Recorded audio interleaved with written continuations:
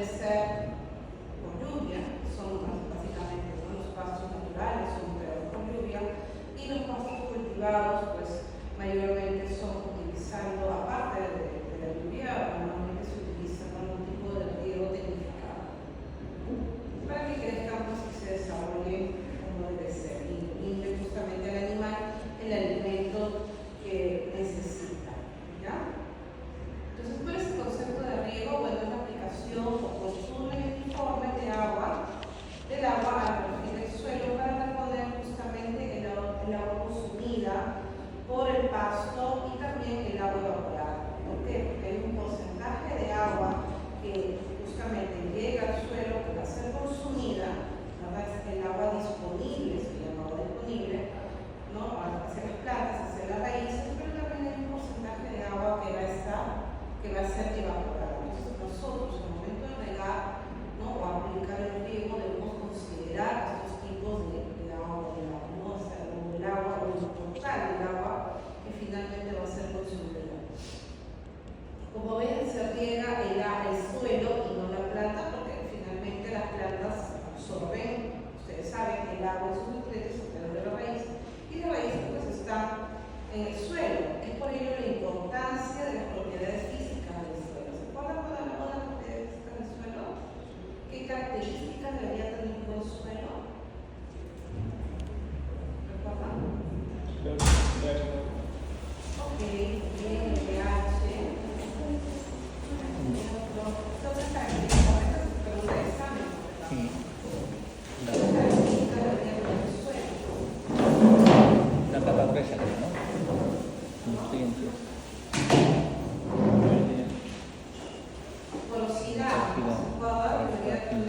no debería ser compacto, sino debería tener cierta porosidad para que por aquí pues, circule el agua, ¿no?, también los animales, es decir, los insectos, que sirven como materia compacta de la materia orgánica del suelo. Entonces, esas son características principales del suelo edáfico que son, digamos, son buenos para todo tipo de plantas, especialmente cuando hablamos de plantas de pasto, ¿verdad? Entonces se riega el perfil, no la superficie del suelo. En este caso depende del volumen del suelo ocupado por el sistema radicular. Hay plantas, mayormente no son los pastos, sino por ejemplo los árboles, aquellos que tienen pues raíces muy profundas, ¿no? Hay un árbol con una raíz muy profunda que normalmente se siembra en sierra, que son estos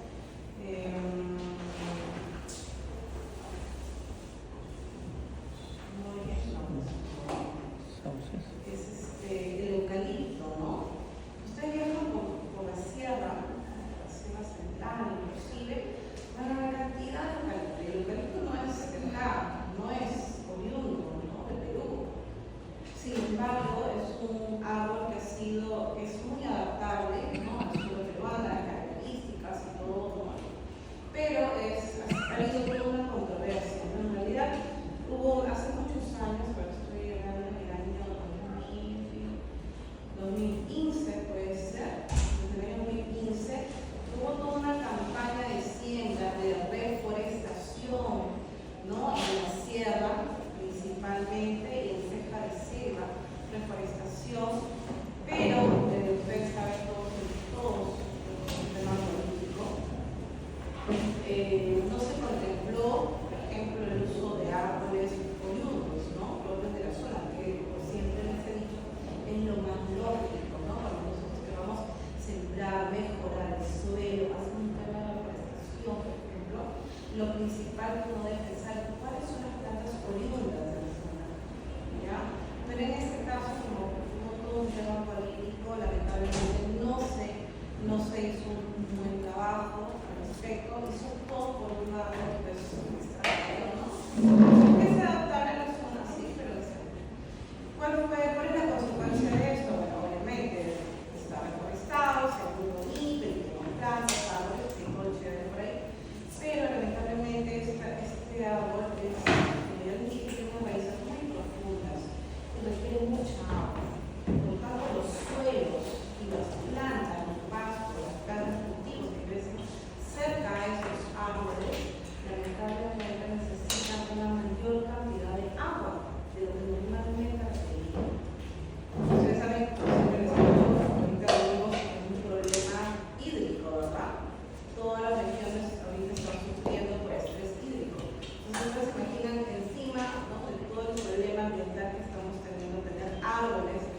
hábitat, pues ya son pues árboles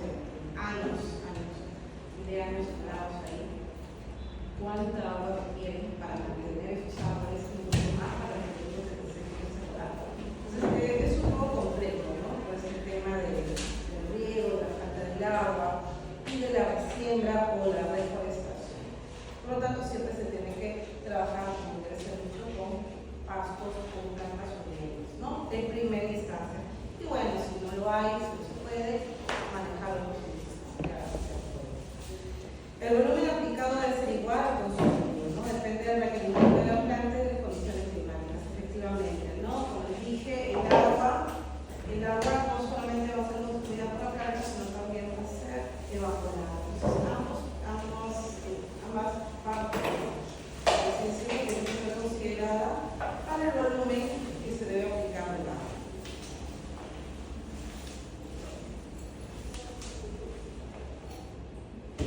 Vemos ahí, ¿no? Puede haber significado por abstracción.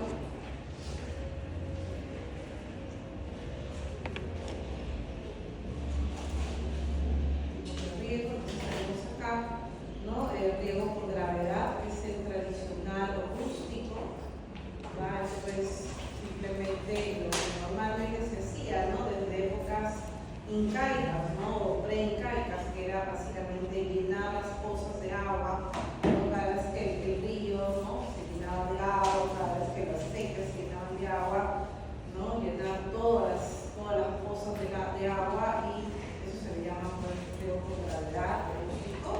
Y luego, pues, ¿no? Tenerlo ahí días, luego esta agua se evaporaba, simplemente corría el agua hacia un sector y el suelo quedaba húmedo, listo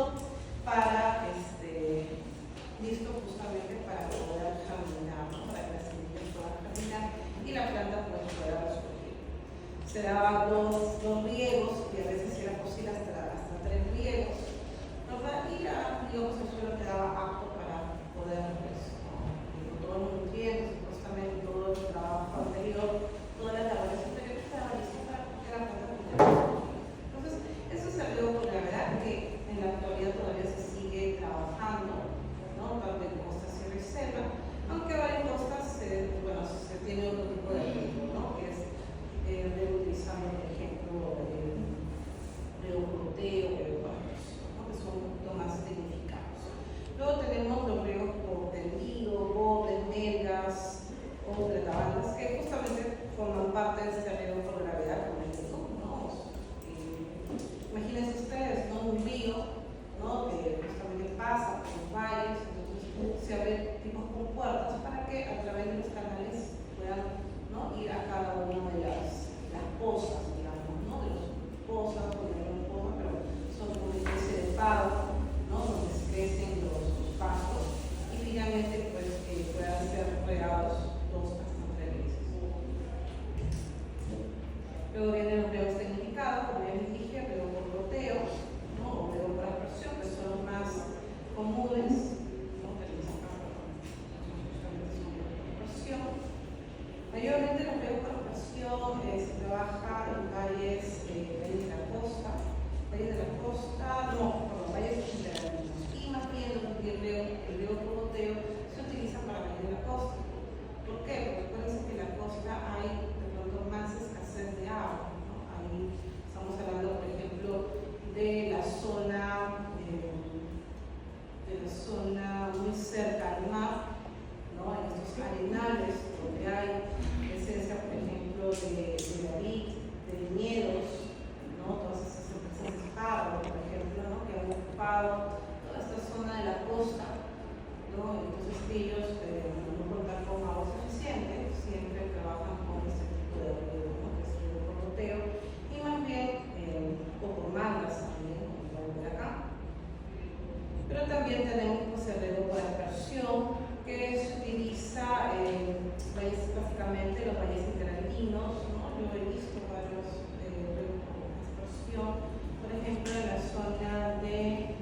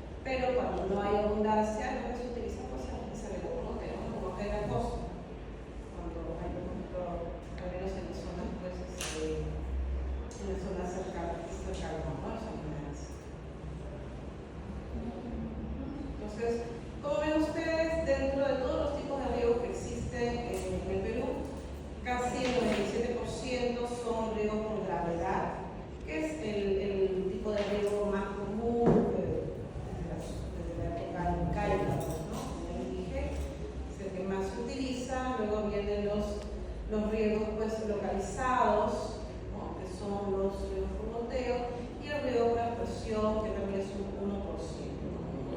En realidad son muy pocos, no hay mucha tecnificación, ¿verdad? Ustedes saben, la agricultura en realidad la ganadería está pues por debajo, son los sectores prácticamente más pobres y menos desarrollados que existen en Perú.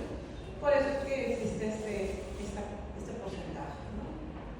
Eso debería ser obviamente más grande. Lamentablemente todavía estamos en esta situación. Entonces, para poder obtener estos tipos de riego, por ejemplo, por gravedad, se realiza primero la nivelación del estado de megas, ¿no? Para que el agua pueda correr y no se quede en un solo lugar. Ahí está. ¿No? ¿Se dan cuenta de eso que yo les decía? ¿No? O sea, tenemos el río, viene el agua, en la costa al menos, o en experiencia, ¿no? Acá, por ejemplo, en la zona sur, en la zona de Chincha, no, en la zona de Nazca, entre Pico y Nanca, toda esta zona, por ejemplo, son zona algodonera, ¿ya? Ellos riegan bastante con este tipo, ¿no? Luego por gravedad, ¿no? Pero ellos riegan, por ejemplo, una vez al año, ¿no? 1 o 2 veces al año máximo.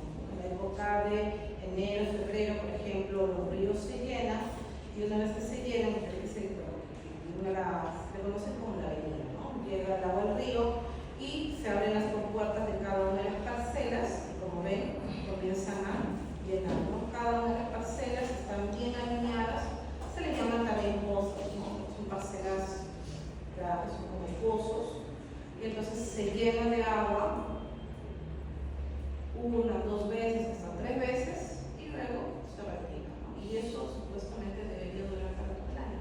Increíble, pero sí, así es. Entonces, ese es el tipo de riego por megas. ¿Cómo? Megas se le llama a estas algas. Justamente se llena. Entre el agua se llena la poza, se llena todo este sector, se empoza, se filtra el agua lo más que se pueda y luego se retira. O a veces también se queda sin con poca agua y luego se queda ahí, puede ser filtrado 1, 2, 3 días. Una vez que el suelo ya esté bien húmedo, entonces puede finalmente, pues, ¿no? Las semillas germinar. Luego está riego por surcos, que esto ya son surcos mucho más finos, ¿verdad? Y bueno, mayormente los riegos por surco se trabaja por pastos altos, como estamos viendo acá, ¿no? En la milla, normalmente se trabaja bajo este tipo de sistema, donde en los surcos es donde corre el agua y la planta se encuentra pues en el medio, ¿no? Como ven acá en la lomita, en la lomada, acá se encuentra la semilla. Entonces el agua que llega y que llena los surcos va a humedecer toda esta parte del suelo de tal manera que la raíz, ¿no? De la semilla, ¿no? va a permitir justamente que esta germine y la planta crezca. Como les digo, mayormente sucede para estos pesados, ¿no? Tenemos también los riegos por sifones, muy parecidos a los riegos por surcos, pero en este caso son ya, digamos, estos surcos son mucho más anchos y el tiempo de permanencia, ¿no? del agua en estos sifones es menor, ¿no? Es de manera constante. Acá todavía es por gravedad y solamente permitimos que el agua entre 2, 3 días de repente hasta que finalmente se evapore o se filtre totalmente el agua, pero en este caso riego por sifones también se maneja con surcos más anchos, pero acá el tiempo de de permanencia de agua es constante, ¿no? Ya hay, ¿no?, una cañería o una tubería que va a mantener de manera constante el agua por un cierto tiempo. Mayormente este arreglo por sifones se trabaja para plantas cultivadas, ¿no?, plantas que requieren una mayor cantidad de agua. De igual manera, muy parecido, en realidad bastante parecido es esta, el riego por manga, solamente que acá, como ven ustedes, estamos hablando de cañería, pero acá estamos hablando ya de toda una manga, ¿no?, ancha, que va a mantener, como ven ustedes, ya de manera constante. Es bastante, en realidad ambos son muy parecidos. De manera constante va a tener el suelo húmedo. Nuevamente repito, esto es para plantas que requieren, o pastos que requieren una mayor cantidad de agua, una cantidad de agua constante. Lo cual, para nuestra realidad, como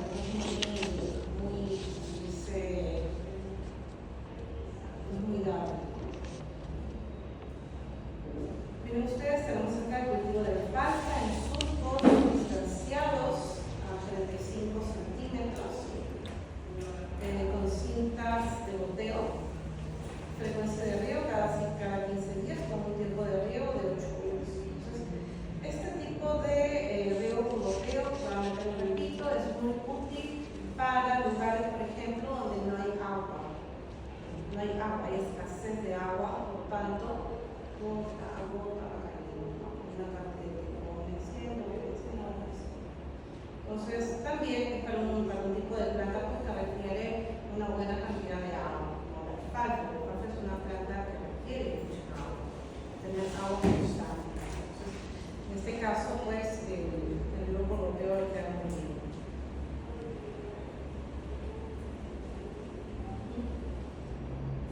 Aquí está la eficiencia de riego, según el método, tenemos el tendido, los surcos, las platabandas, ¿no?, que es muy parecido a estas, por mangas, surcos en curva de nivel, aspersión por goteo y microaspersión, ¿no?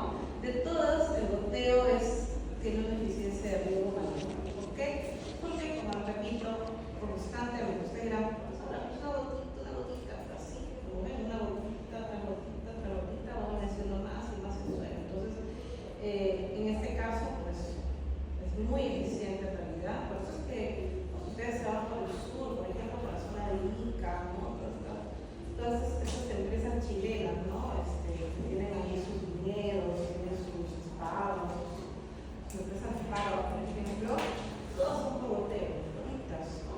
Porque obviamente el agua lo sacan del subsuelo, ¿no?, del subsuelo, o estos sus pozos, ¿no?, los pozos de agua, y van regando. Es un riego constante.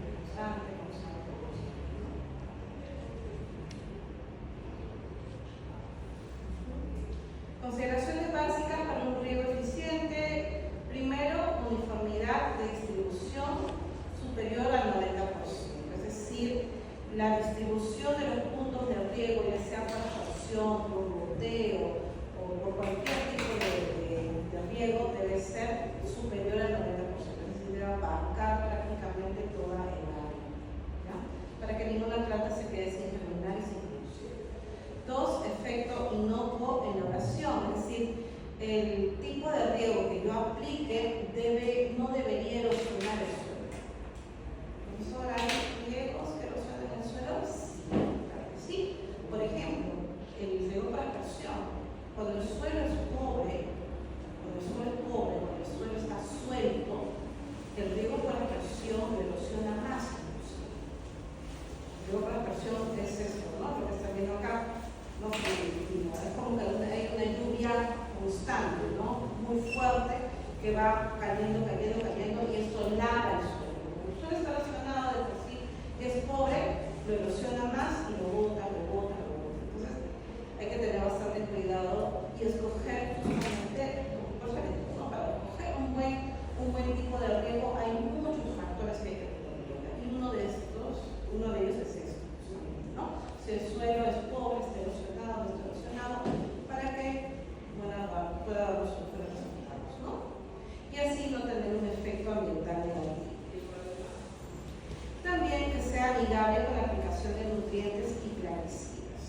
Bueno, normalmente el riego por explosión, ¿no? Debe ayudar, bueno, obviamente sin finalidad, que es utilidad de planta, pero al momento de agregar algún tipo de químico, un plaguicida, el riego no debería lavarlo, ¿no? Entonces hay que también dar, creo que en este caso no solamente es el tipo de riego, sino el momento del riego, ¿no? El momento del riego para que se pueda lavar los químicos que se le agrega a la planta. Yo estoy totalmente en contra de eso, pero bueno, dada la realidad que se tiene que hacer, no puede lavar justamente los químicos agravados. Luego, contribución con alta calidad y rendimiento de los pastos. Efectivamente, como les repito, dependiendo del tipo de planta, yo voy a tener que elegir cuál es el mejor riego, ¿verdad?, para la zona. Hay plantas que requieren agua constante. Entonces, si yo voy a sembrar pastos que requieren, que sufren estrés hídrico, no soportan el estrés hídrico, entonces sí o sí debería elegir probablemente para meter riego con goteo, riego con erosión, ¿verdad?, dependiendo de la zona en que encuentre. Sin embargo, si tengo plantas que soportan el estrés hídrico, y de estas la mayoría son nativas, alternativas, soportan muy bien el estrés hídrico, entonces puedo trabajar de repente, ¿no?, riego con el riego tradicional, ¿verdad?, riego tradicional, o simplemente pues esperar con el lluvias. Entonces va a depender mucho del tipo de planta, tipo de suelo, factores climáticos, para yo poder elegir, ¿no?, cuál es el mejor suelo. Y claro, lograr una agricultura sostenible y a la vez rentable. ¿No? La pregunta sería entonces, ¿por qué solamente el 2% de todos los pastos o de todos los cultivos para pastos utilizan riego tecnificado? Solo el 2%, es el mínimo, y el 98% usa riego tradicional, porque es caro. Es caro, efectivamente. Imagínense ustedes cuántas mangas requerirían para, por ejemplo, trabajar riego con mangas, o cuántas canaletas, cuántas pastillas necesitarían para riego con goteo, o cuántos motores para riego para explosión. Entonces, es caro. Entonces, si no hay un proyecto, por ejemplo, que venga de parte del gobierno regional o del Ministerio de Agricultura, que se lleve, va a ser imposible tener un riego tecnificado, ¿no? Ustedes, de repente, imagínense ustedes que son productores, de pronto tienen su ganado y quieren sembrar pasto. Lo primero es pensar qué tipo de pasto le voy a dar, ¿no? Y cómo voy a regar ese pasto, en qué condiciones se encuentro, cuáles son las condiciones climáticas. Entonces, todo eso tiene que ser sostenible y a la vez rentable. ¿Ya? Especialmente si hablamos de ganado que se alimenta solamente de pastos, ¿no? Mejor movimiento del agua en el suelo con distribución lateral, buena aireación, óptima disponibilidad de agua y nutrientes en el área auricular. También contemplar los riegos frecuentes, aquellos que previenen el estrés causado por incidencia o exceso de agua. El perfil del suelo permanece a capacidad de campo y bien aireado, lográndose pues el desarrollo de los pastos. Efectivamente, hay que tener en cuenta el suelo, ¿verdad? Porque también esto puede causar apisonamiento del suelo, compactación. Permite la aplicación de algunos fertilizantes en el riego, nuevamente, si es que no hay, también se puede aplicar fertilizantes en el agua, residuos en el agua, y que a través del goteo o a través de la extracción se pueda fertilizar el suelo, ¿no? Así como, por ejemplo, en el caso del animal, las aves, ¿no?, damos antibióticos en el agua, de igual manera, ¿no?, para las plantas se puede utilizar algún tipo de fertilizante en el agua, ¿no?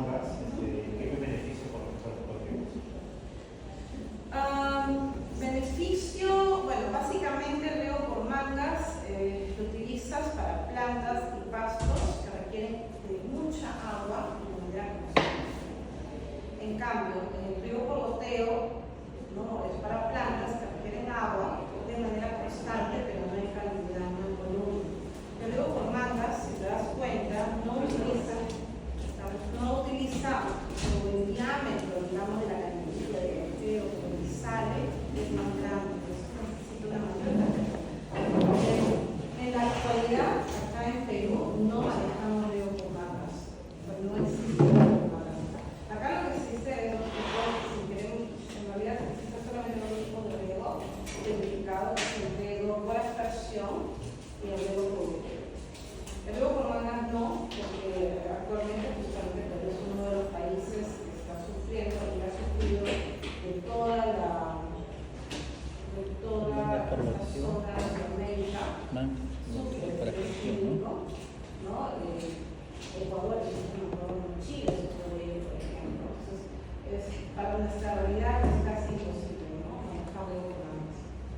Entonces, imagínense, ahorita a lo más donde pueden sacar, por ejemplo, normalmente agua de los ríos, y ahorita que dice que es hídrico, pero no hay mucha agua en los ríos, sacan de los pozos. Entonces, para sacar agua de los pozos requiere obviamente un motor, una tecnología que permita pues brindar agua inclusive hasta por goteo, ¿no? Pequeñas cantidades. No contamos, ¿no? Actualmente más, porque como digo, requiere una mayor cantidad de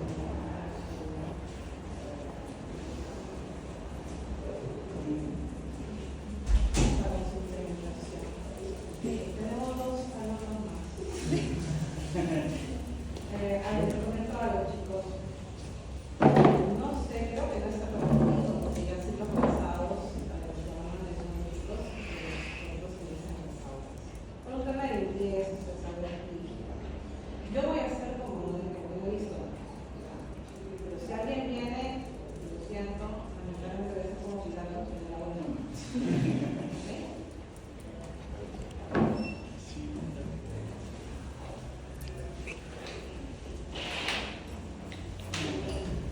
Bien, riego de pastos. Entonces, bueno, seguimos justamente, ¿no? Con este tema.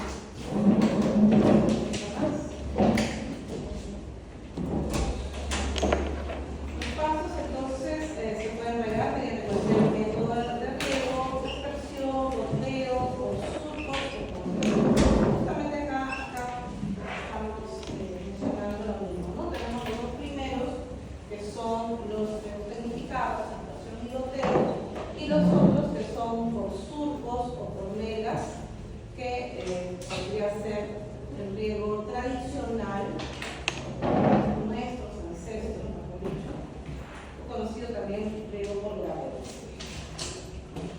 La selección del método va a estar en función entonces a la disponibilidad de agua, a las características del suelo, al nivel productivo del agricultor, recursos económicos, etc. Efectivamente, ¿no? Si el productor tiene dinero, ¿no? Y puede hacer un pozo, entonces ¿no? Puede trabajar pero por goteo, o si tiene el dinero suficiente, por ejemplo, para comprar motores, entonces riego para presión, ¿no?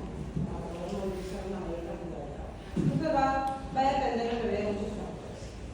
Con el método de riego por megas, que es el riego por gravedad, se tiene una eficiencia entre el 30 y 70%.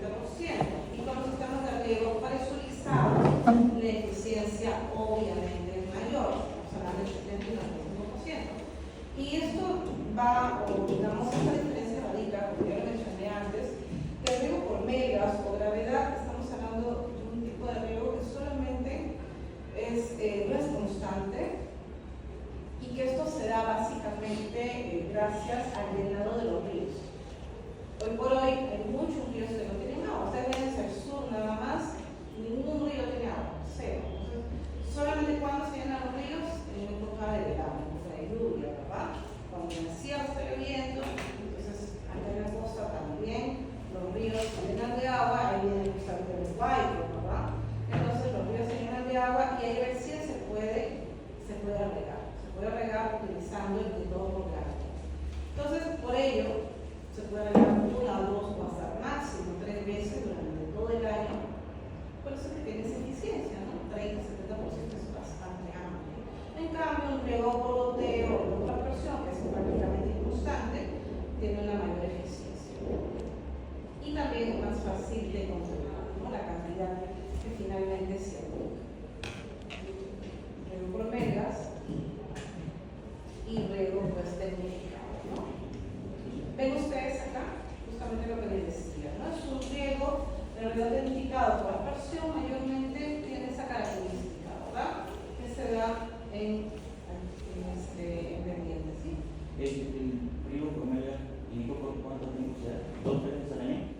De 2 a 3, exacto, digámoslo así, de 2 a 3 veces por año, pero no es que se va a dar en todo el año una vez, luego de cada 2 3 meses, no, sino 2 3 veces al año, pero esas 2 o 3 veces se van a dar en los primeros meses del año. O sea, por ejemplo, imagínate que el agua, ¿no?, llega a los ríos en el mes de marzo. Entonces, durante el mes de marzo solamente vas a poder regar 2 o 3 veces, nada más. Y de ahí el resto de los meses queda sin regar, queda seco. Porque obviamente el resto de los meses no llega agua al río. Entonces, a eso me refiero, no que esas 2 o 3 veces antes de que del año. No está en un solo mes, ¿no? Por así decirlo. Y es básicamente los meses del lluvia. Entonces tenemos acá el riego tecnificado, riego por aspersión, que se da básicamente bajo estas condiciones, ¿no? Ciertas condiciones de altura y también de viento. Ventajas del riego tecnificado: bueno, permite ahorro del agua, evitando pérdida por evaporación, como dije, filtración y desbordamiento en la conducción y distribución del agua, así como en el momento de su aplicación a los pastos. Efectivamente, debajo del subsuelo nosotros tenemos la napa freática. ¿Saben lo que es la napa freática? Exacto, es el río subterráneo. Entonces, cuando se riega, ¿verdad?, ya sea para aspersión o cualquier tipo de riego, ¿no?, tecnificado o no tecnificado, como ya les mencioné, hay un porcentaje de agua que está disponible para la planta, es decir, se absorbe a través de sus raíces. Hay otro porcentaje de agua que se evapora, eso sí o sí se da, y hay otro porcentaje de agua que se filtra y llega hasta la napa freática. Entonces, cuando nosotras vamos a evaluar, por ejemplo, ¿no?, el flujo del agua que vamos a utilizar, imagínense ustedes, claro, esto lo hace normalmente un ingeniero agrícola, ¿no?, el que sabe cuáles son los cálculos, por ejemplo, para saber qué cantidad de agua se va a requerir para regar de riego, digamos, certificado, ¿no?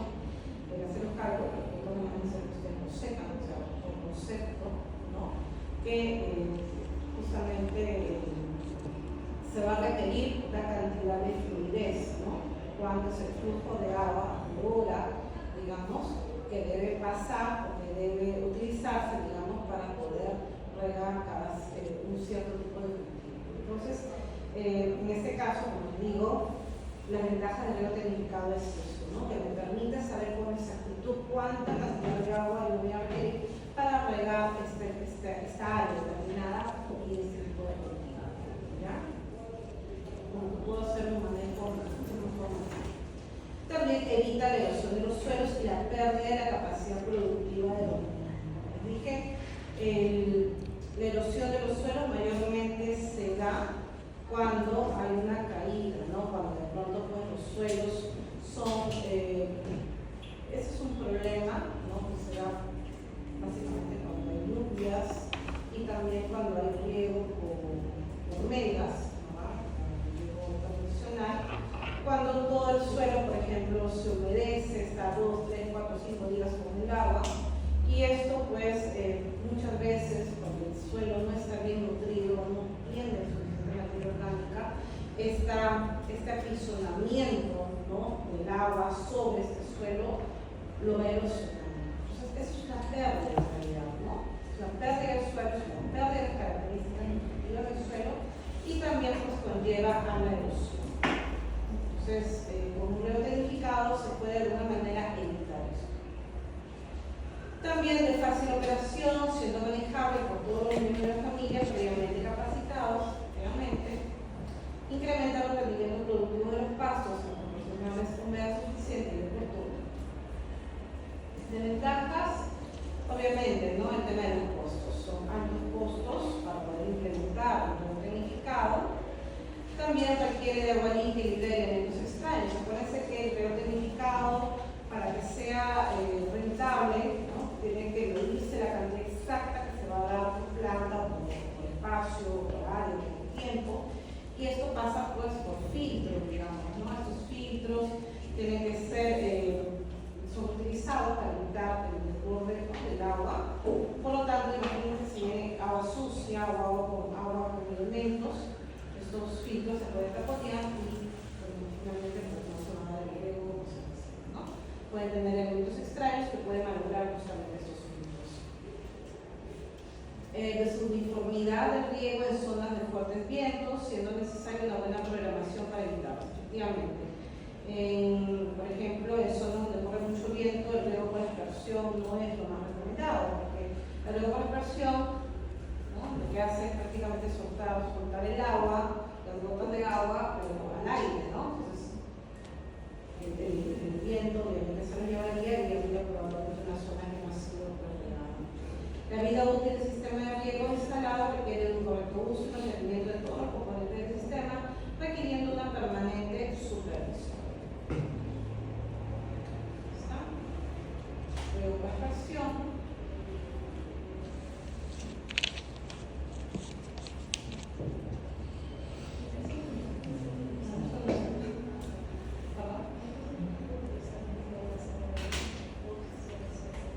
Riego por aspersión. Mayormente el riego por aspersión, bueno, se utiliza en zonas con pendiente. O sea, si van a utilizar, si tienen, por ejemplo, la capacidad, imagínense que están trabajando en un gobierno regional, ¿ya? De una municipalidad, de una región de la ciudad, ¿no? Y deciden hacer un proyecto de riego tecnificado. Y le dicen a ustedes, tenemos dos tipos, riego por goteo o riego por aspersión, ¿no? ¿Cuál sería lo más adecuado? Primero que evaluar. Eliges, hay muchas cosas, ¿no? Pero una de ellas pues, es la pendiente, ¿no? Si es pendiente y normalmente encierra pendiente, entonces lo que se trabajaría en circunstancias es el riego por aspersión, ¿no? El riego tecnificado, todo el río se utiliza básicamente zonas planas, ¿ya? Zonas planas para poder justamente mantener el agua, ¿no? Entonces, eso es lo más recomendable. Relación agua-utilización. El riego es importante en años con mínima precipitación y la respuesta varía en años con lluvias habituales. También hay un comportamiento diferencial de las especies en relación al riego.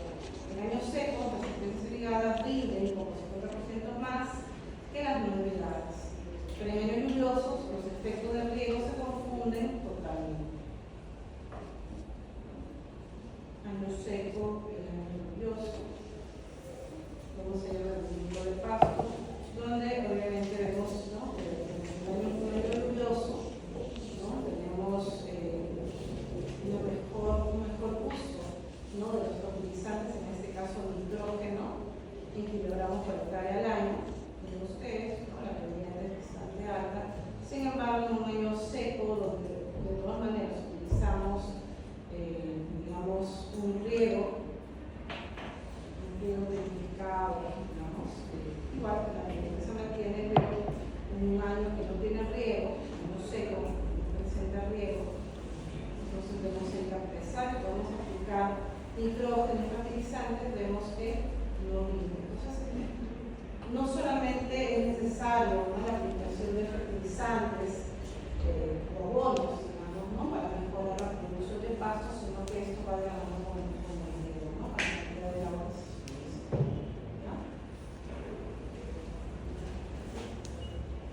La disponibilidad de agua es importante, entonces para permitir que la fertilización nitrogenada manifieste su efecto sobre la producción de pastos.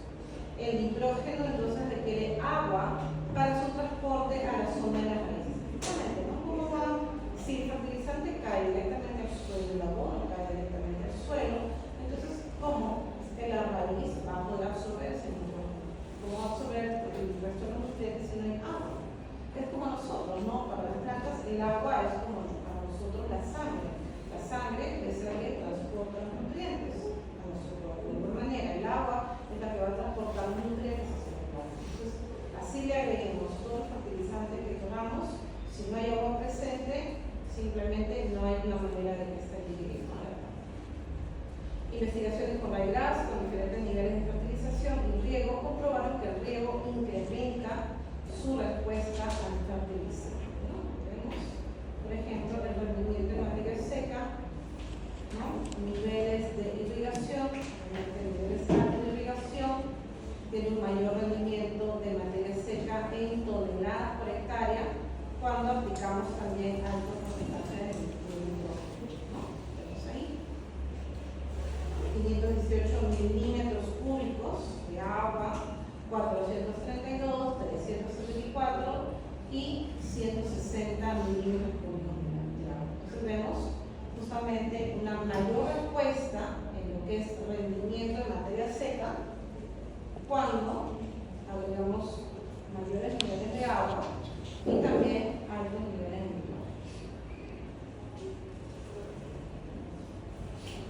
También el pasto lineal utilizado con 100 kilogramos de nitrógeno por hectárea incrementa su contenido de proteína en 2.5 a 3%. Esto es obviamente por el nitrógeno, ¿verdad? Ustedes saben que la proteína tiene nitrógeno, por lo tanto, para que haya un porcentaje de proteína en el pasto, requiere nitrógeno y nitrógeno requiere agua para su movilización. Novillos que consumieron este pasto incrementaron 20 kilogramos más que los novillos testigos durante la época seca. En época de lluvia se bajó esta diferencia, ¿no? Hasta quedar en 6.9 kilogramos por novillo a favor del pasto lineal. ¿No? En época de seca, ahí es donde se ve más la diferencia, pero en época de lluvia, bueno, igual, ¿no? Hay diferencia, pero es poca. Y esto es la diferencia básicamente por el diferencia. Entonces se mejoró la capacidad de carga y con ello el incremento del peso vivo producido por el carga. ¿A qué me refiero con capacidad de carga? Me refiero a la cantidad de animales que yo voy a poder colocar en un pado, en un potrero, digamos, de acuerdo a la cantidad de pasto producido. En este caso, si ha sido fertilizado, tiene abundante agua, hay mucho más pasto, por lo tanto, voy a poder cargar más animales a este potrero. Versus un potrero que no tiene mucha agua, no ha recibido mucho fertilizante, obviamente no va a crecer lo suficiente como para poder alimentar una mayor cantidad de ganado. A eso se refiere con capacidad de carga. ¿Sí? Bien, la asociación, efectivamente existe una relación directa suelo-planta-animal, ¿no? Y yo se lo dije desde el primer animal. Si el animal está enfermo, tiene una eficiencia nutricional, verificar la planta y verificar el suelo. Si el suelo está deficiente, la planta está deficiente y el animal está deficiente. Entonces, es dinámico y es biótico esta asociación, ¿no? El suelo afecta el crecimiento y formación de la planta, la cantidad y calidad de forraje afecta también la producción y composición estructural del animal. El animal en pastoreo tiene un efecto directo sobre el pasto y sobre el suelo. Esta relación suelo-planta-animal es afectada por la fertilidad de los suelos, por los requerimientos de nutrientes de las pasturas, por la cantidad y calidad de pasturas requeridas por el animal. Esto veanlo como si fuera un círculo vicioso. El suelo le aporta nutrientes a la planta le aporta nutrientes al animal, y el animal también le aporta nutrientes al suelo, como mediante las heces, ¿no? El excremento, el abono. Entonces, la fertilización de los pastos es quizá la práctica cultural que da mejores resultados para aumentar la cantidad y calidad de los forrajes, ¿no? Hay una gran similitud entonces entre los elementos nutritivos requeridos por plantas y animales esenciales para las plantas superiores, ¿no? Tenemos aquí carbono, nitrógeno, fósforo, calcio, magnesio, minerales más elementales. Bueno, cada elemento desempeña una o más funciones esenciales en plantas y animales: calcio en huesos y células y nitrógeno en proteínas. Cumple funciones de orden estructural, obviamente cada uno de estos nutrientes, cada uno de estos minerales, pues dentro de la planta cumple una función específica: crecimiento, ¿no? También dentro de la misma planta una función estructural, por ejemplo, en el caso del poro, por ejemplo, el magnesio, el cloro, el zinc, importante para el crecimiento estructural de la planta. También, por ejemplo, el cloro regula la presión osmótica. Entonces, cada uno de estos minerales va a cumplir una función determinada en la planta y también a su vez, pues, ¿no?, al ser consumidos por el animal también. composición de la planta refleja la composición del suelo y con ciertos límites también la composición del animal, ¿no? Suelos pobres producen pastos de baja calidad y animales mal conformados de baja producción.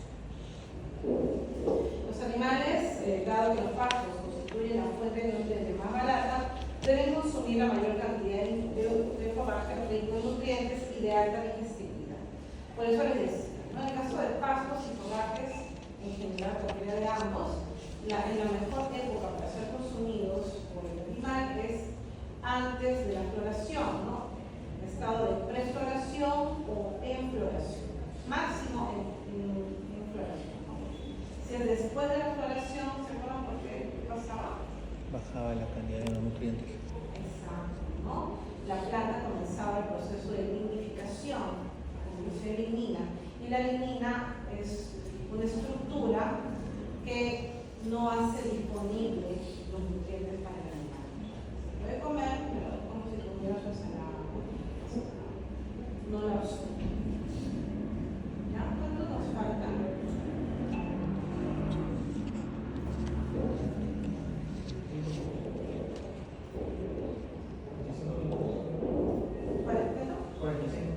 Falta 45 minutos.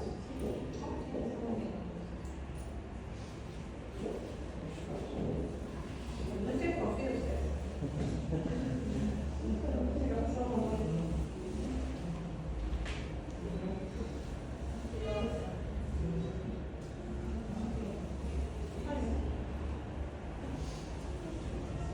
Bien, entonces estamos bien.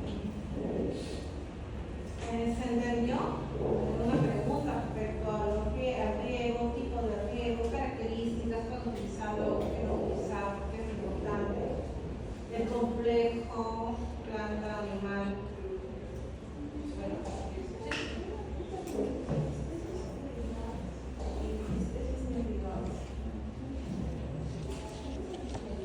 especies no irrigadas. Dame toda la.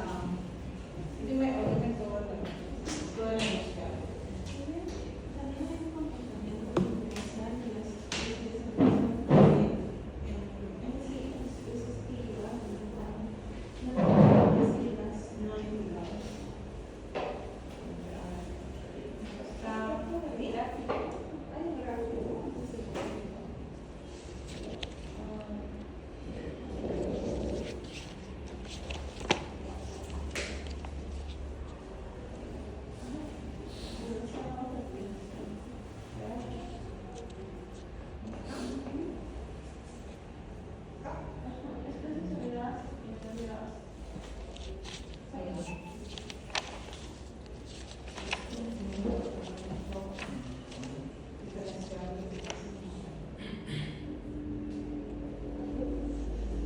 Claro, justamente lo que estábamos mencionando en el gráfico, cuando nosotros regamos la planta, como decía, en años secos, ¿no? Si nosotros tenemos, por ejemplo, dos tipos de pastos, ¿verdad? Ambos están en año seco, digamos, en época seca, así decirlo. Las especies irrigadas van a venir 50% más que aquellas que no están irrigadas. ¿Por qué? Porque, como ya les había mencionado, necesitan el agua para que los fertilizantes, todos los nutrientes, no solo los fertilizantes, sino los nutrientes que se encuentran en el agua, incluyendo los minerales, los magnesio, selenio, ¿no? Todos los que sabemos, pero puedan ser absorbidos correctamente, ¿no? Una planta que está correctamente irrigada por agua va a tener una mejor posibilidad, una mayor posibilidad de absorber los nutrientes de una planta que no está. Y en este caso, ¿verdad? Hay estudios que han medido cuál es esta diferencia y la diferencia es aproximadamente 50%.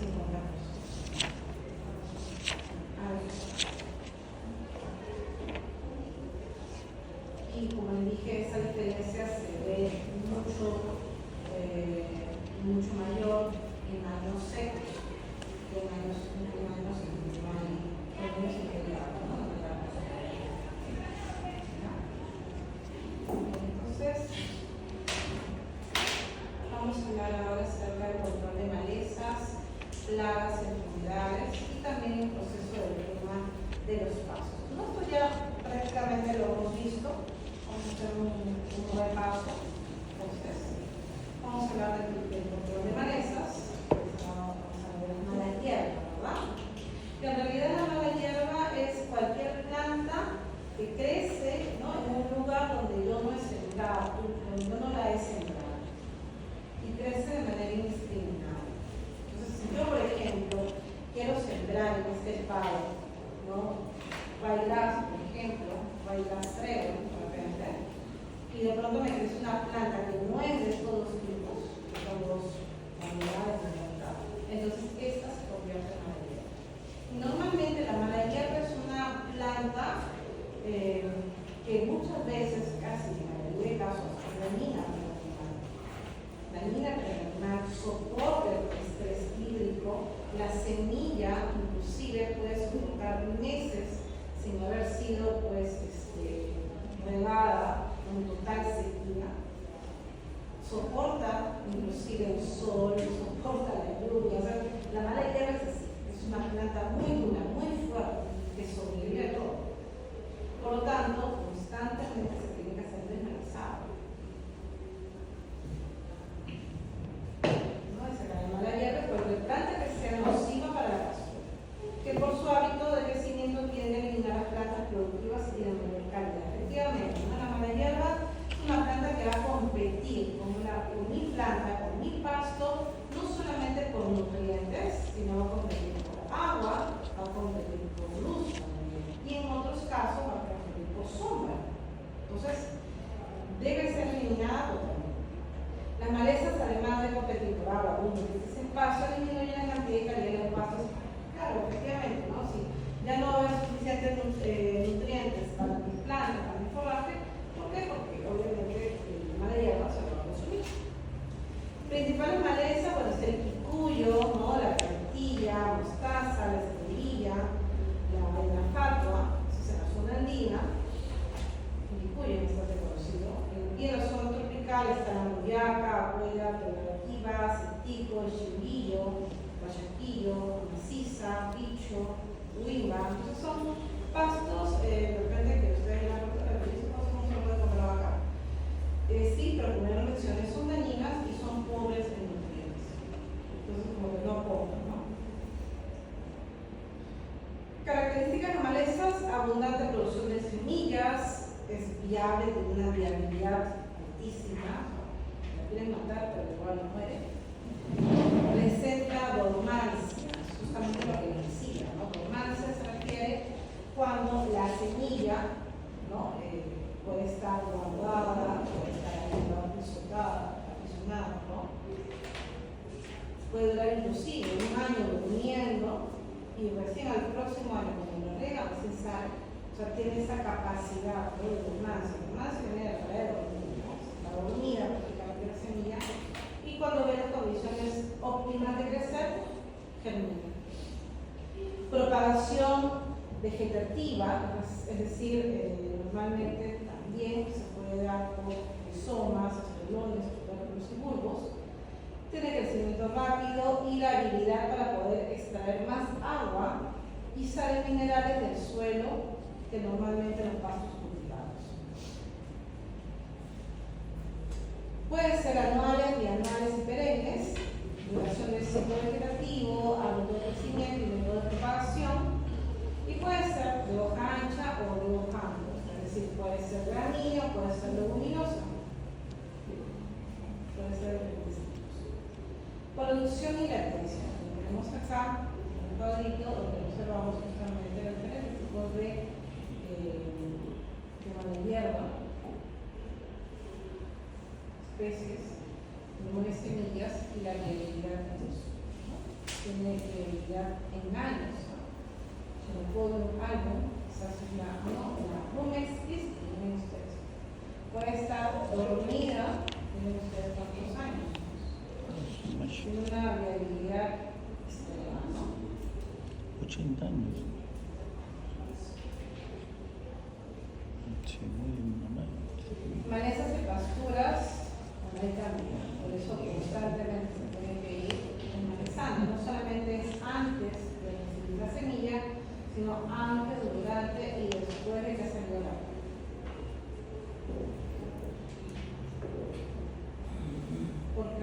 Por clasificación taxonómica tenemos 8 órdenes, 11 familias, 19 géneros y 22 especies. ¿Okay? Conocidas.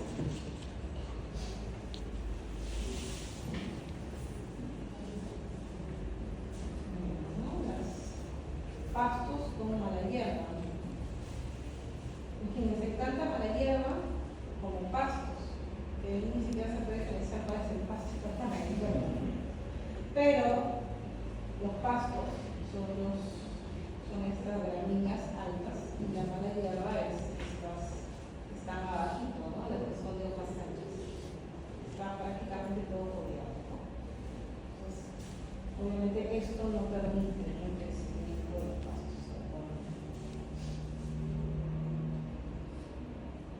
Ejemplos.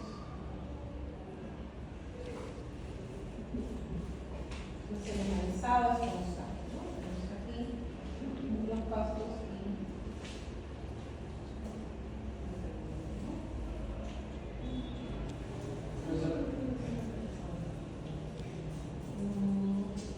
como les dije, tienen que hacerse antes, durante y después. Y en el durante son varias veces. No debemos permitir jamás que la mala hierba supere el tamaño a los estados. ¿Por qué? Porque al superar el tamaño está adquiriendo más nutrientes cada vez más y dos, está tapando el sol. Entonces eso jamás debemos permitir. Debemos dar la mala hierba antes de que supere el tamaño de la planta.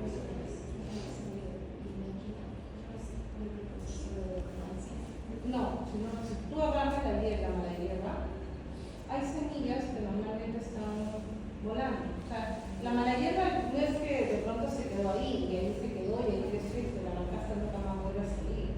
Sale porque la semilla vuela. La mala hierba en otro lugar crece, no va a ser el pago de su vecino o el vecino de una hectárea más allá, de repente no ha desmalezado correctamente y tiene su mala hierba crecida y de pronto sus semillas salen y vuelan y caen a tu terreno y nuevamente crecen. O sea, es así. Pero es desmalezado continuo.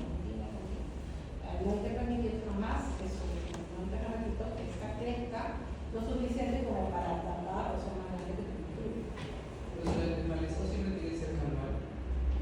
No, hay también desmalezado químico, pero el problema con el desmalezado químico es que si no tienes el cuidado adecuado puedes matar también tus plantas y dos, puedes dejar también el suelo en algunos casos estéril si es que no has aumentado la cantidad, ¿no?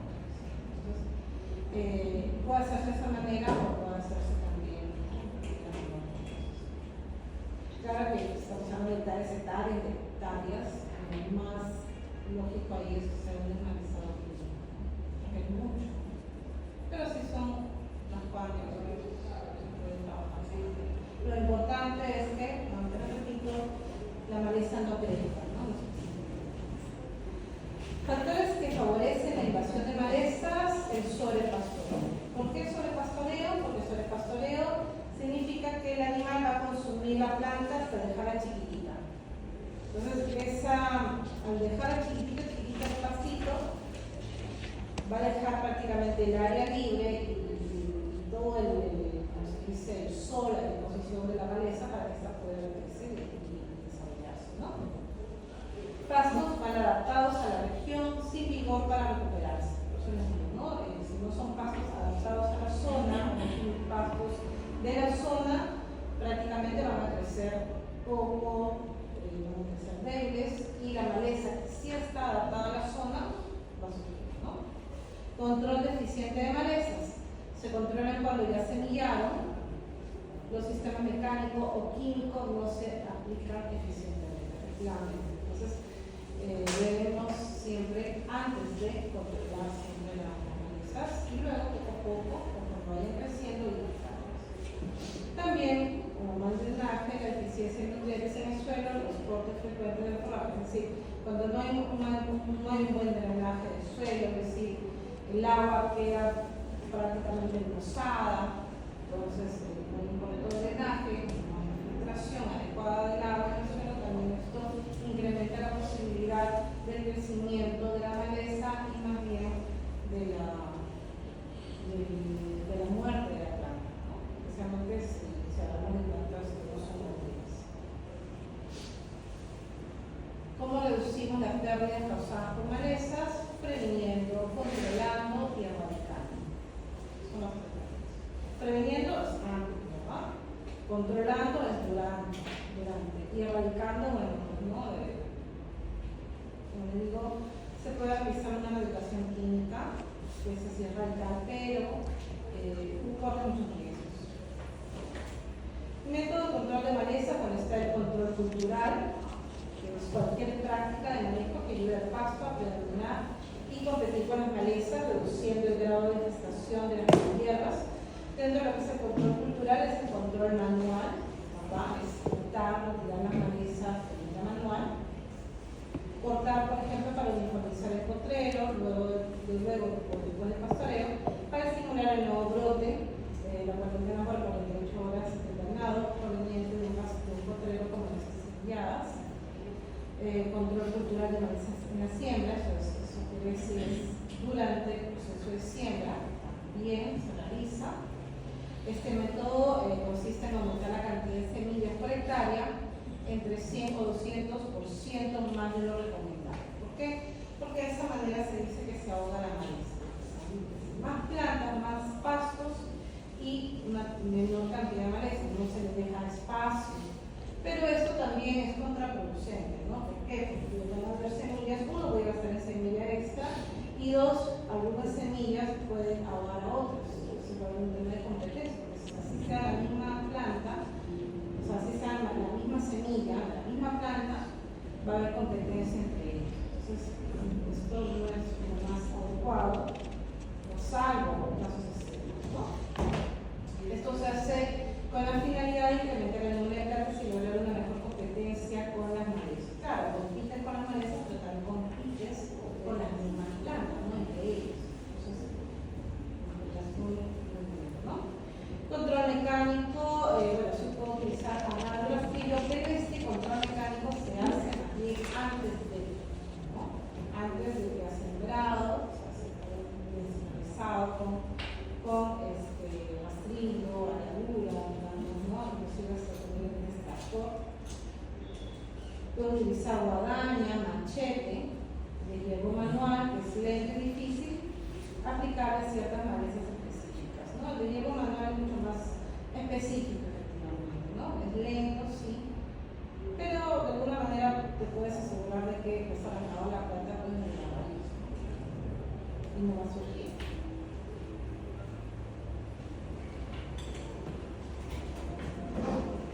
Control mecánico de malezas en crecimiento, bueno, está el hierro utilizando machete o asadón de 2 a 3 veces hasta que la textura tenga 100% de cobertura.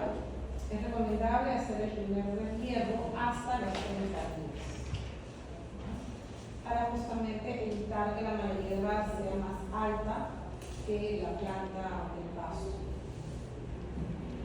También aplicamos herbicidas, el cual debe ser un complemento de los otros tipos de control, es decir, no es solamente uno, puedo aplicar varios tipos de control mecánico o químico, pero debe ser racional y solamente si es necesario, porque tiene consecuencias.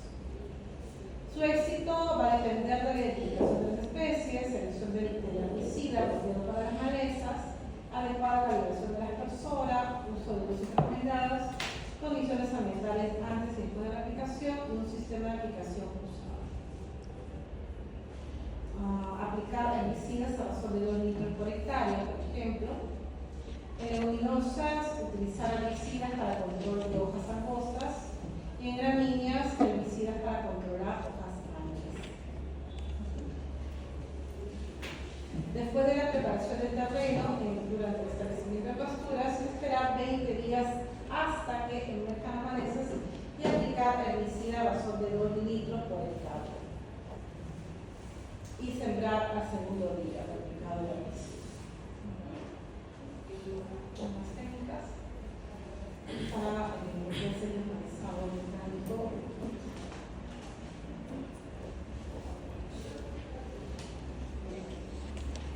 Ok, entonces, enfermedades de captura, bueno, se conocen hasta 25 enfermedades que afectan a las gramíneas y leguminosas, principalmente durante el trópico. Las pasturas mejoradas tienen un mayor contacto entre plantas y este hecho incrementa el daño potencial por enfermedades, ¿no? Y un tema de contacto también.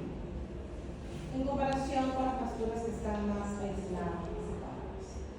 Por ejemplo, entre las enfermedades más conocidas tenemos la antagnosis, que es un hongo que produce lesiones en tallos rojos, ¿no? Características de estas lesiones básicamente es el color marrón y negro, y lo vamos a ver más básicamente en las leguminosas. Luego tenemos la mancha foliar, que también es un hongo que produce lesiones de color igual, marrón o negro. Normalmente lo vamos a ver en las hojas de las gramíneas y de las leguminosas. También tenemos otras plagas como el nemátodo del nudo de la raíz, producido por nemátodos en la raíz y el follaje.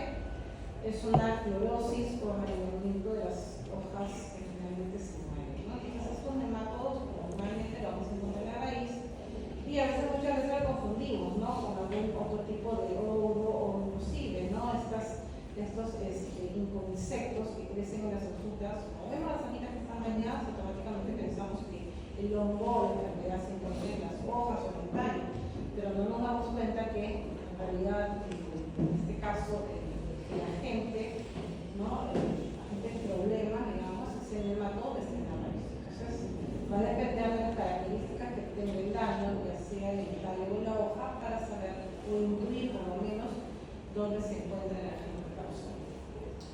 Tenemos la costra o cancro, que es un hongo que también ataca a los tallos y peciolos con lesiones en formas elípticas. Y acá, bueno, ¿no? Los tallos finalmente no se carbonan. Luego tenemos el carbón, que es un hongo que se ubica en la inflorescencia y anula la producción de semillas. Esto, si estamos hablando de inflorescencia, estamos hablando de gramíneas, ¿ya? Por ahí, no sé si lo mencioné para todos, pero la flor de las gramíneas, en realidad la gramínea como tal no tiene flor. Las gramíneas lo que tienen son inflorescencias. ¿Qué es inflorescencia? Es como una espiga. Ustedes han visto el trigo, la espiga del trigo, ya, esa espiga son las inflorescencias, que son como las florecitas chiquititas que van a estar pegadas a un tallo. Esa es la flor. Y en el caso del hongo, este hongo, el hongo básicamente va a terminar pues, ¿no? atacando esta parte de la planta, que es una de las más importantes. ¿Por qué? Porque en las inflorescencias se encuentra su semilla. Y al no haber semilla, la planta, entonces no se va a poder reproducir la planta. La roya, que es muy común, al menos en selva,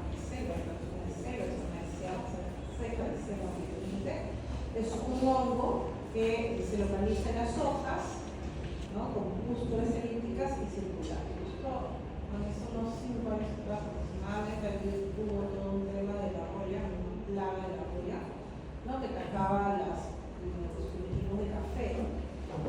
La cafetalera estaba muy dañada justamente por este hongo, ¿no? La roya. Una cascarita todavía persiste. Es un hongo muy fuerte. Luego tenemos otro hongo que produce pues, pudrición y secamiento, localizado en hojas y tallos, que pudre y seca la planta. El micoplasma que ataca justamente en toda la planta, produce proliferaciones pequeñas o se produce en se produce las comunitarias, son más pequeñas, como el caso del desmodio, la simpuseo y la zona. Las plagas que atacan el follaje están las arañas, horquillas, chupadores, chinches, grillos, hormigas, mariposas. Las que atacan el tallo están los barrenadores, los dípteros, entre otros. Y las que atacan la flor, bueno, ¿no? Aquellos que perforan el botón general. Muy bien. Respecto a una de las prácticas culturales más conocidas, ¿no? De lo cual la semana pasada hablé justamente, ¿no? ¿Qué es lo que motiva a un productor para el tema de los pastos? Primero dijo que era como un ritual, ¿no? En algunos casos. Otro para fortalecer también, utilizar. Efectivamente, ¿no? Lo que nosotros conocemos como empanada, claro que ellos no utilizan la carne, sino utilizan la ceniza, ¿no? De estos pastos quemados para incorporarlos al suelo y finalmente encalar. La ceniza es eso, ¿no?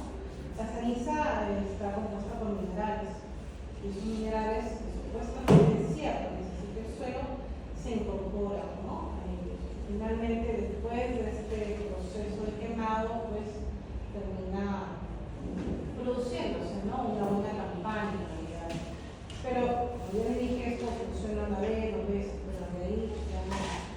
Entonces, es un problema ambiental en el fondo. ¿Ya? Entonces, objetivos de la quema de pasto, mejorar los pastizales, no hay mucha evidencia de esto, pero bueno, hay un rebrote riguroso, ¿no? Remover material inutilizado de años anteriores para limpiar los campos. Esto uniformiza el pastoreo y estimula el desarrollo de algunas especies. Cuando un pastoreo es excesivo, prolongado por mucho tiempo, ¿no? Abandonado las especies más apetecidas y alejado sobre las vastas y demás.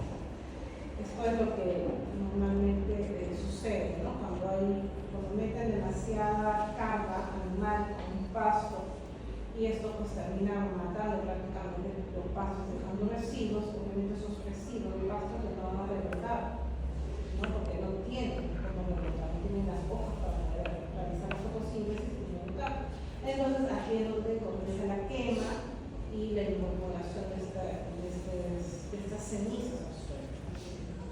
También lo hace para controlar maleza, restablecer gramíneas, ¿no? Que es un método sumamente barato. Y bueno, los animales prefieren forraje rebrotado de campos quemados porque son tiernos, pero hay un peligro de muerte para especies deseables.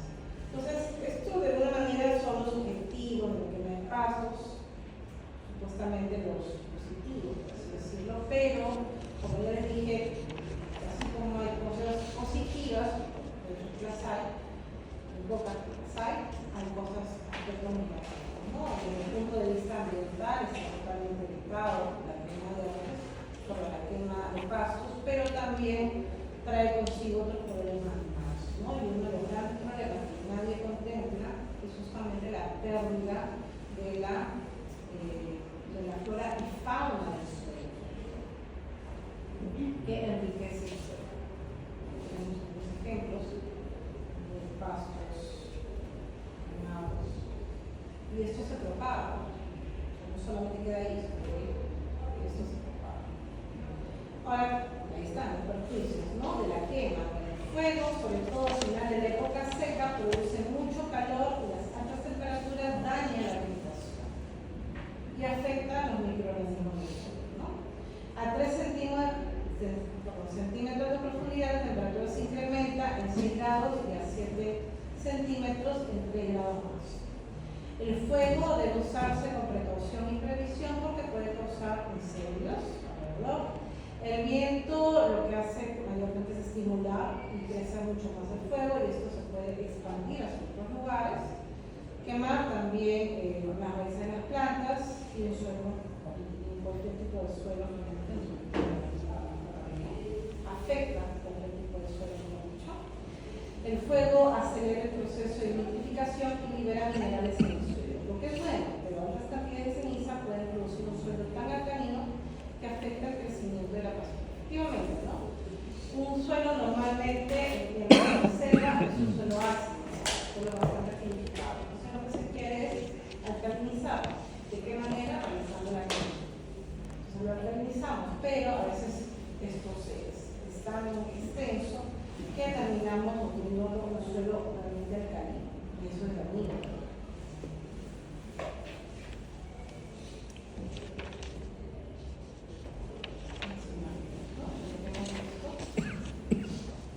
Entonces, consecuencias de la quema.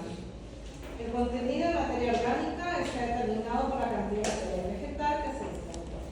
Si hay tendencia a que esto baje con rapidez, no debería quemarse. En suelos sometidos a pastoreo, la quema produce erosión acelerada porque queda el suelo desnudo. Efectivamente, no hay vegetación, y donde no hay vegetación hay erosión, sobre todo cuando hay aire, cuando hay lluvia.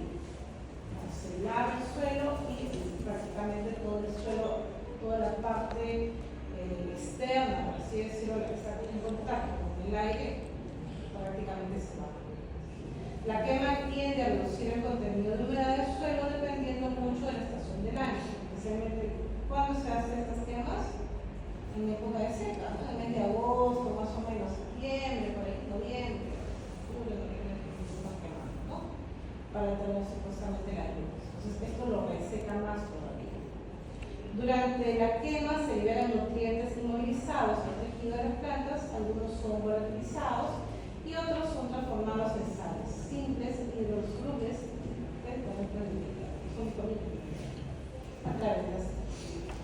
El calentamiento del suelo también produce cambios microbiológicos. Claro, o sea, no solamente, como yo le dije, mata los microorganismos del suelo, sino también no mata solamente los insectos del suelo, sino también los microorganismos, ¿no? Al menos los microorganismos que viven a expensas, por ejemplo, de las leguminosas. ¿Ya? Ahora, algo positivo, bueno, hay un rebrote nuevo de buen vigor de las plantas existentes y por la generación de semillas. Pero esto, como yo les repito, se da en la primera 60 campaña, ¿no? Las fotos.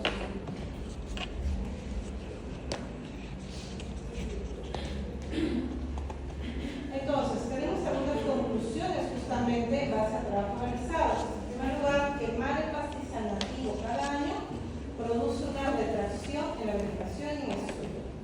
Y eso no va a compensar el aumento producido por el rebrote. Efectivamente, todo muere, hay rebrote, pero esto no compensa la mortalidad de plantas, de la microflora y microfauna, ¿no? Dos, quemas cada 2 años también producen efectos negativos en el pastizal. Quemas efectuadas en áreas planas o laderas suaves es menos perjudicial que la quema en laderas pronunciadas o cerros con baja cobertura. Esto va a favorecer la erosión, claro. Si está en pendiente, ¿no? Todo lo que es la quema en esta zona va a permitir que con la lluvia se lave el suelo y se produzca la erosión. Es conveniente quemar en las primeras lluvias y no al finalizar la época de sequía. ¿Por qué quemar en las primeras lluvias? Porque se puede controlar mucho mejor el suelo, ¿no? En cambio, cuando estamos en época de sequía, el calor, el sol nos da libre fuego y esto hace que exista una mayor difusión, ¿no? Todavía tenemos tiempo, ¿no? ¿Sí? Ok, para terminar ya con esto. ¿Sí? Y ya con eso terminamos, ¿ya? Luego tengo otra diapositiva más, pero esto es, no solamente son ecuaciones, esto es para ver la masa diaria y por hectárea, ¿verdad?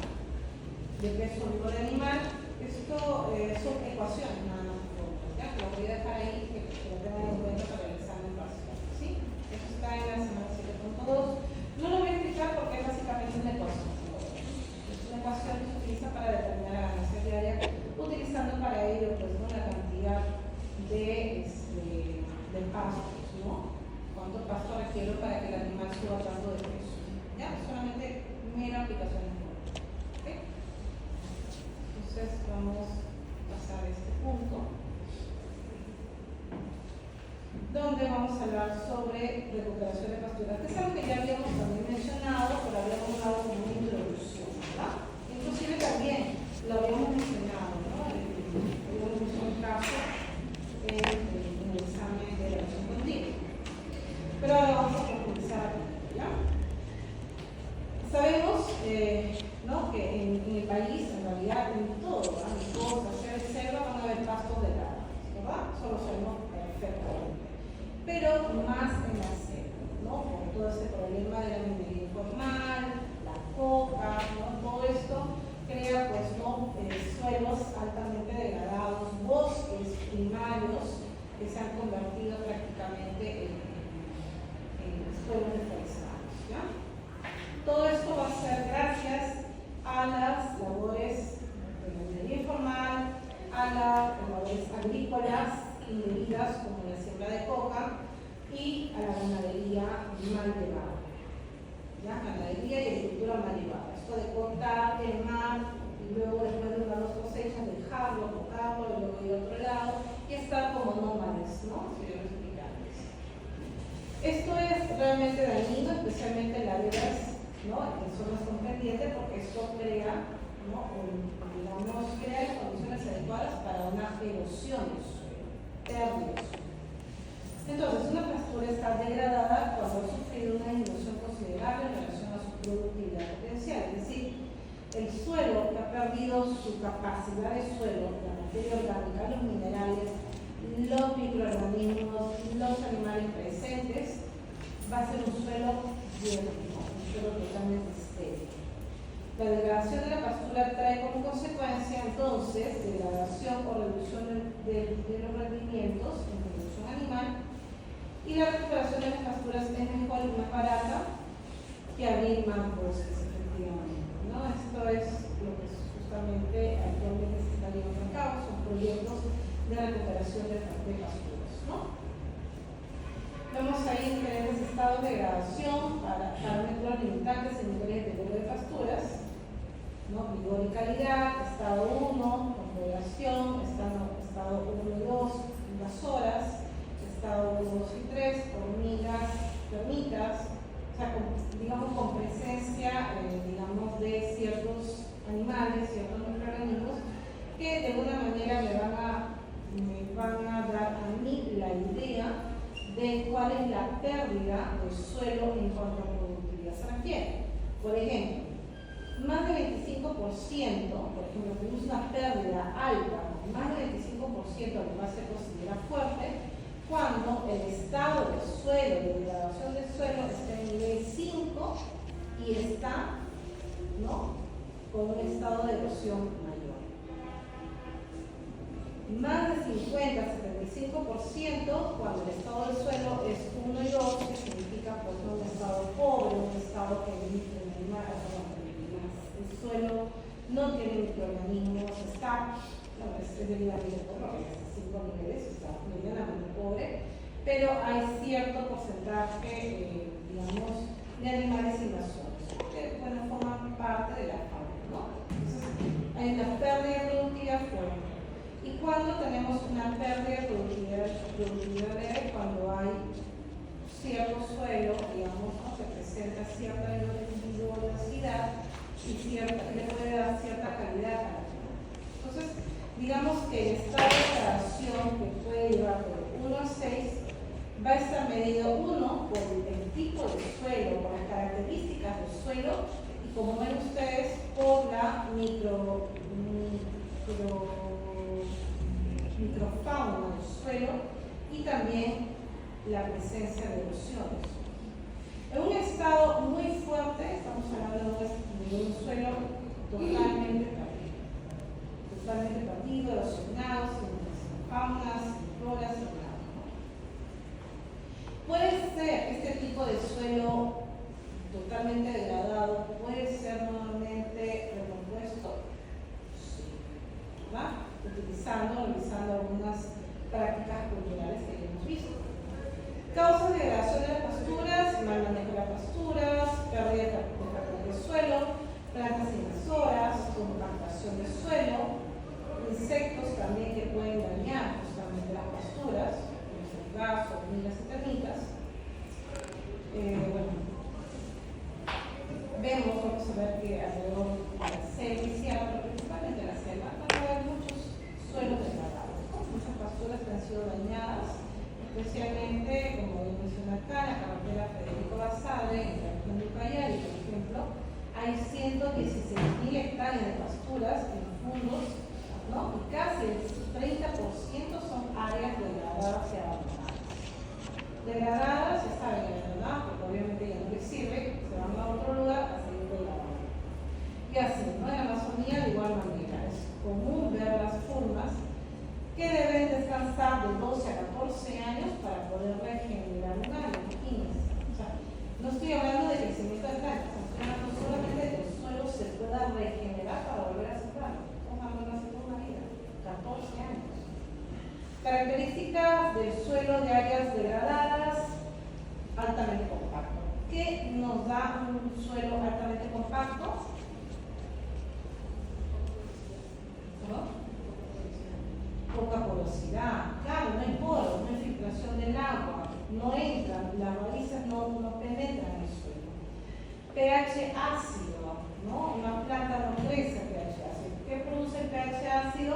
Que la planta, que las raíces no puedan absorber los nutrientes, ¿no? Estos minerales que están presentes en el suelo no pueden ser correctamente absorbidos por las raíces. Bajo contenido de nutrientes, eso es mucho. Suelo expuesto a erosión y baja productividad. Para recuperar las pasturas es conveniente entonces realizar diferentes tipos de labores culturales. También podemos utilizar pasturas mejoradas, fertilizantes, maquinaria agrícola, aunque esto sea relativamente costoso. Entre las estrategias utilizadas para recuperar pasturas en el trópico está justamente la pasada cruzada de cabellos en el suelo, es decir, hacer labores mecánicas, aplicación de fósforo, introducción de luminosas, esto al inicio de la época de lluvia. ¿Por qué luminosas? Porque acuérdense que las luminosas que hacen proporcionar nitrógeno al suelo. Mejoran los suelos. Entonces, pero ojo, no cualquier luminosa, tiene que ser una luminosa que soporte esas características del suelo. ¿Ya? Se trabaja también con luminosas como estilosantes de Messi, de Smodium o de Folium Literaria, ¿no? Las que han mostrado capacidad invasora, rápida cobertura y la incorporación de residuos, es decir, nitrógeno, ¿no? Reemplazando al pasto natural y otras malezas. El proyecto especial de Alta Guayana, por ejemplo, ha trabajado en Puno María en suelos de bibliotecas, ¿no? Entonces, estos son casos que vamos a ver, ¿no? En estos casos, sobre todo en selva, ¿no? Se trabaja con muchas leguminosas, incluyen el centrosema, es una planta leguminosa muy buena, que trabaja justamente sobre estos suelos degradados, ¿ya? Es una característica de esta leguminosa en selva, ¿no? Una tecnología apropiada es estableciendo braquiaria a través de cumbres asociado con arroz y así queda una pastura establecida y se logran utilidades para la venta de arroz. También se puede recuperar pasturas degradadas usando Vigna uniculata como cultivo pionero y fertilizante en el establecimiento de braquiaria vitinera.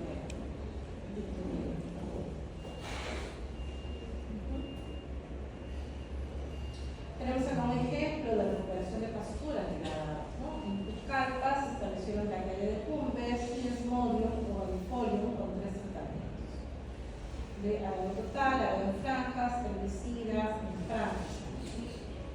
Ahora, en Yurimaguas, no sé si les comenté esto, pero en Yurimaguas también, ¿no? Hay un proyecto de degradación de suelo por uso de coca, donde se trabajó justamente con centrosema, ¿no? De luminosas centrosema, y también se trabajó con cultivos de cacao, ¿no? El cacao también le proporciona cierta calidad de nutrientes al suelo que, de una manera clara, no te va a dar el producto como tal, pero ya tienes la planta y eso te va a ir ayudando a incorporar nutrientes al suelo, que justamente sí. ¿No? Tenemos unos cuadros interesantes, revisen por favor.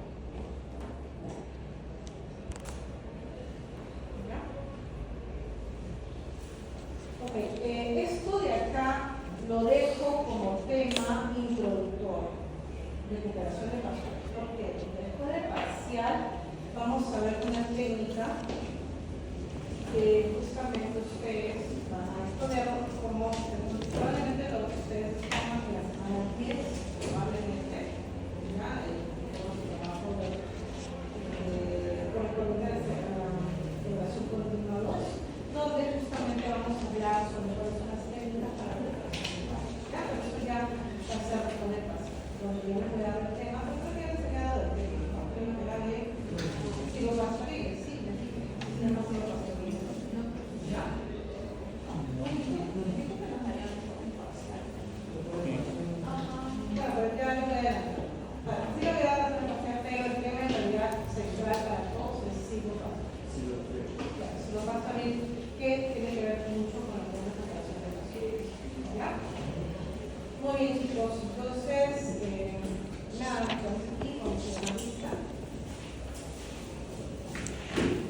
parqueros antes de esto. ¿Cómo? El parquero.